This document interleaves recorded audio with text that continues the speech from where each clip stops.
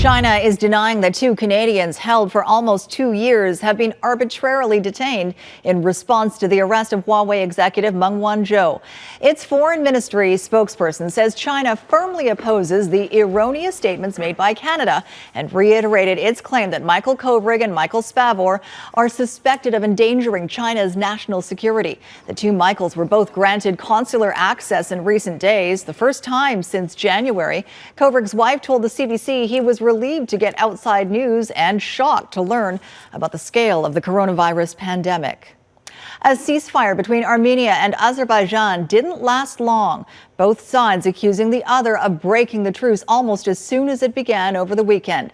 Hundreds of soldiers and civilians have died in the fighting over the disputed region of Nagorno-Karabakh. And as Redmond Shannon reports, there are now fears the conflict could escalate and draw in regional powers like Turkey and Russia. Orphaned by war, these Azerbaijani siblings lead a funeral procession for their parents. They were among 9 people killed, according to Azerbaijan, by Armenian bombing, coming shortly after a ceasefire brokered by Russia over the weekend. What we see here is just Armenia's purpose to kill civilians. Once again, shows the true face of Armenia. Armenia says the accusation it targeted civilians is an absolute lie. The problem might be that Azerbaijan very often resorts to, well, they choose to locate their military positions in close to residential areas. I don't know, but we never target a peaceful population. Armenia says it was Azerbaijan, backed by Turkish military support, that broke the ceasefire minutes after it came into effect. And if Turkey previously has been a kind of behind-the-scene player in Azerbaijan's domestic and foreign policy, now they're really hands-on. Turkey has denied numerous reports it's recruited Syrian mercenaries to fight alongside Azerbaijani forces.